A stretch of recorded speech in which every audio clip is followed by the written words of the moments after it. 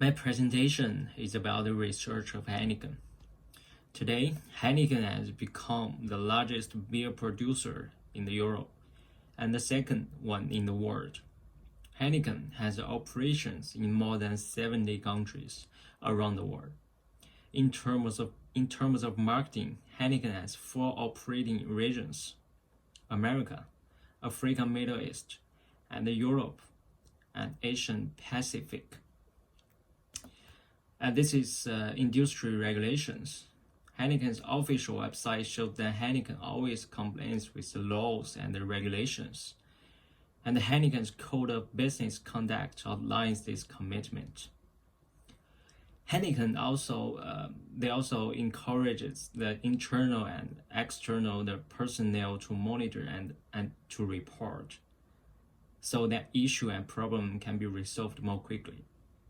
In 2018, the code and its basic policies were updated into the responsible alcohol consumption policy, and the financial policy. Heineken also provide the training to employees to help them understand and implement the code of business conduct quickly and effectively. Heineken always regards the sustainable development as its main goal and condition. They set a goal, born for a better future. To achieve this goal, Heineken has put a lot of attention into it. Some specific policies. There's some specific policies. For example, the Netherlands reduced the road transport to reduce the carbon dioxide emissions by at least 25%.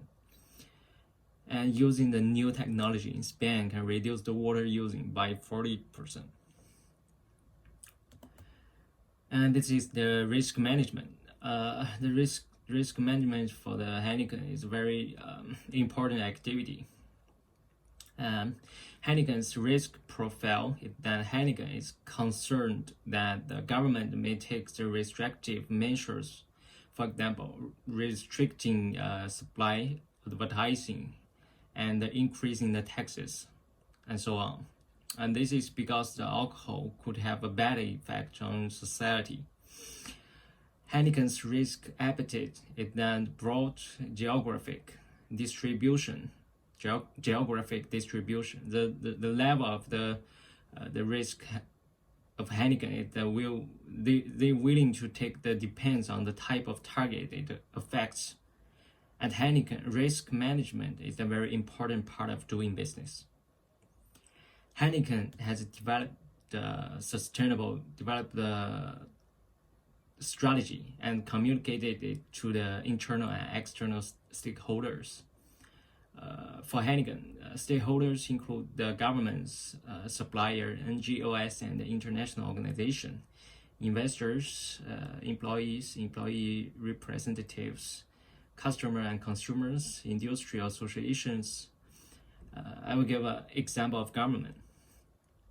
For the government, Heineken always discuss the water management and recycling infrastructure with the government, and they also discuss the Heineken's investment and operating strategies. Heineken's sustainable development approach covers the whole production value chain. Heineken has carefully considered the impact and how to improve the sustainability at every step. Agriculture, malt, manufacturing, packaging materials, distribution, customers, consumers. I will give an example of agriculture. Agricultural malt is a very important raw material of Heineken beer production. Heineken's raw materials come from the sustainable resources, and they also work with farmers and partners to increase the overall quality. We know that no barley in Africa, so the local beer are produced in the local ingredients. Yes, it creates the shared value in multiple ways, reducing the transport impact and cost, and empowering local communities, or improving the livelihoods and employment and income. So for Heineken, the company's cultural value, there are three cultural values of Heineken: the pursuit of quality, enjoyment of life, respect of people and the planet. Heineken is always doing the business honestly, respect human rights and compliance with the code of business conduct. It is not difficult to see that the pursuit of quality is responsible for consumers, and the respect for people and planet. Heineken always want to achieve the sustainable development goals. I think the Heineken is doing very well with the corporate social responsibility.